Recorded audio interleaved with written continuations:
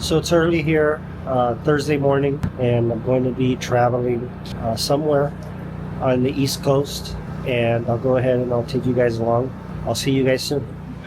All right, I made it to my destination, and I have my ride coming to pick me up right now. I think some of you might know who he is. It's one of my friends that used to live in California. He now lives in Florida. He's gonna come pick me up. We're gonna go get some food, and hopefully we'll be able to provide you good content these next couple of days I'm around here. We'll continue to keep you updated here, and we'll have nice videos for you coming this week. All right, so my friend Blake just picked me up. If you guys recognize him, he was in a couple videos with JB and I over in California, and right now he's currently living in Florida. So what's up, Blake? What's up, guys? Yeah. Glad to be with you here. Just picked up Henry from the airport. Got about an hour drive back up to my place just below Clearwater, Florida. So looking forward to having Henry in town here. Yeah, and so we're going to be shooting a lot of different content here in Florida while I'm here. And we'll continue to provide you good content here. Stay tuned.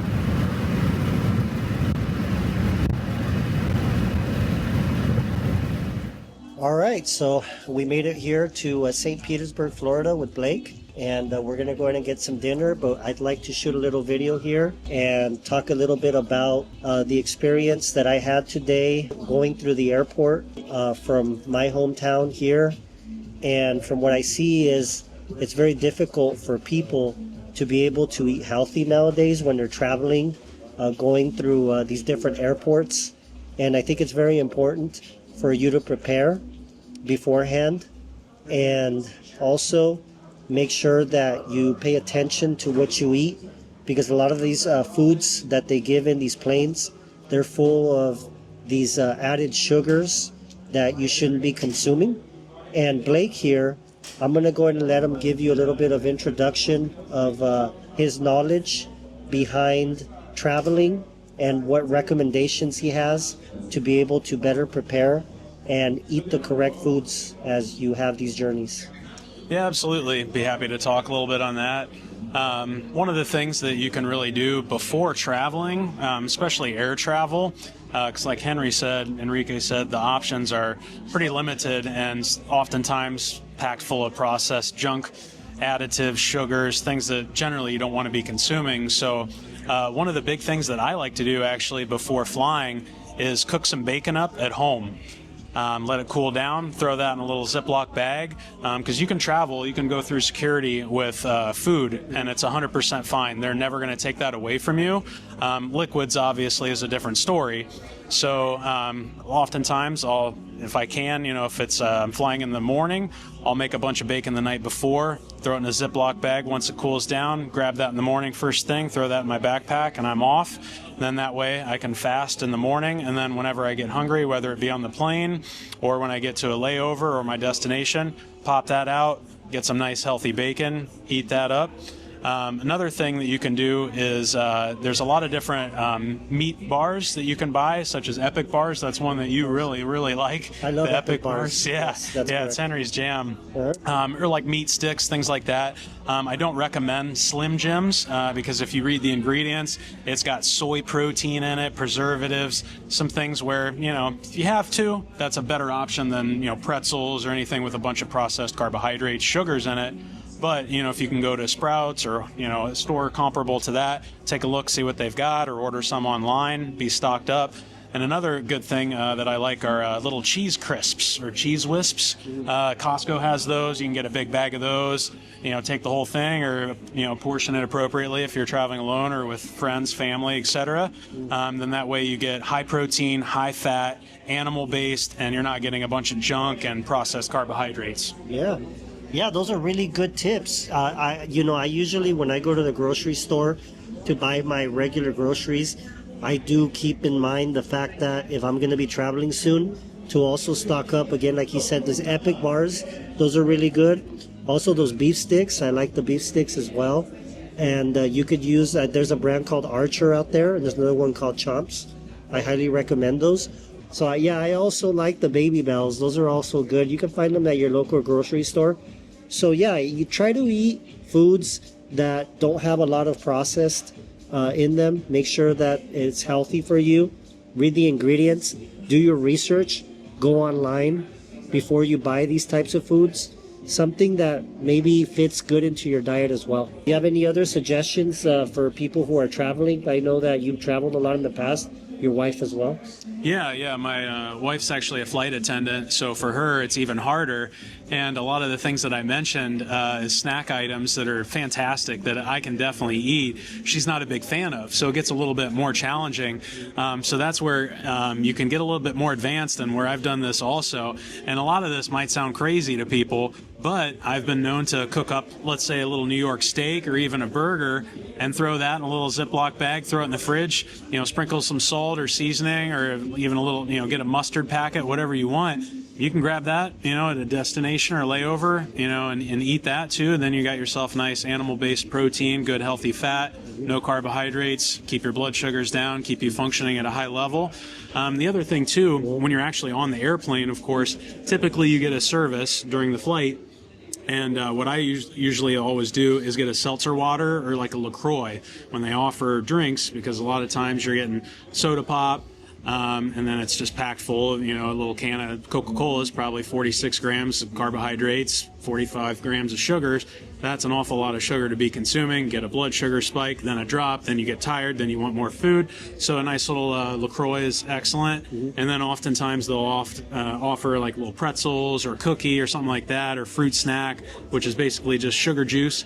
I'll get that, and then I'll offer it to my neighbor on the plane, because inevitably I might have to get up, use the bathroom. I always feel bad about asking. So, hey, here you go. You want another pretzel? And oftentimes people like that, and they're thankful for it. So pass it on, let someone else have it if they'd like it. You have to remember, too, that a lot of these airlines, they've cut back a lot. So they're not going to give you something that's good for you. They're going to give something that's good for their pocketbook, right?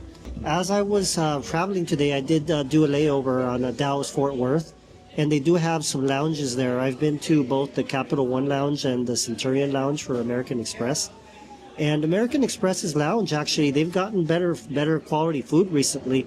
I haven't been there in a couple months. I know Capital One, I don't know if any of my subscribers out there and my viewers have been to both of these lounges, but Capital One has really given American Express a run for its money. They've done a very good job. The only thing is you do have to be mindful, again, of the type of foods that you do get, because they do have a large selection, but a lot of it is actually not good for you as well. So just be very mindful of that if you are in the lounge, to try to see what you can get. Make sure you get something that's healthy for you or that fits your dietary restrictions as well.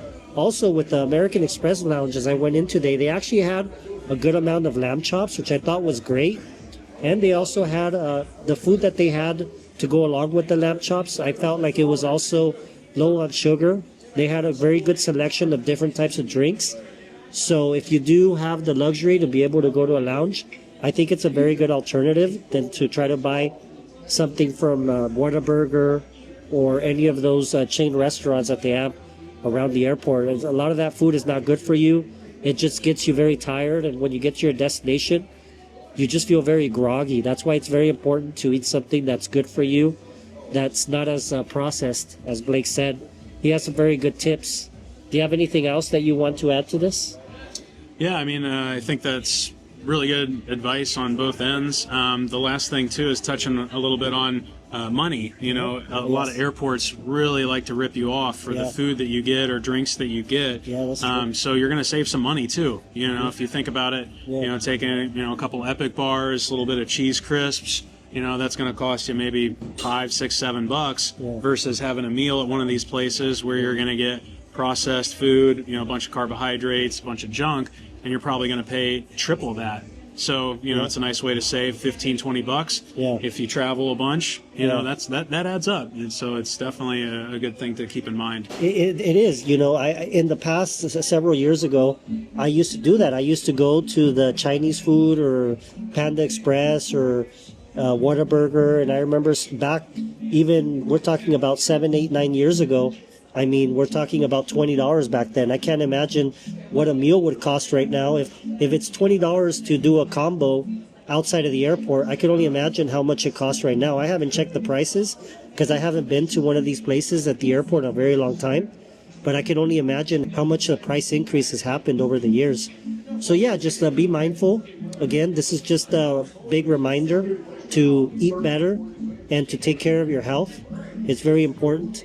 All of this goes around too with the fact that if you have good finances and good health, people will be able to tell. It's just like I said, over time, all of this adds up. As you get older, your body becomes more sensitive to these types of foods. I know a lot of people, once they reach 40 years old, sometimes in late 30s or early 40s, that's when they start seeing the effects of all the bad choices that they've done in between 18 and 30, 40 years old. You start seeing what it does to your body, because then you start having a lot of different issues. And a lot of the times, some of these things are irreversible.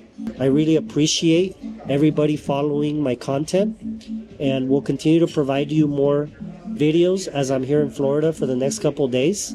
So just stay tuned, and we'll be in touch. Take care.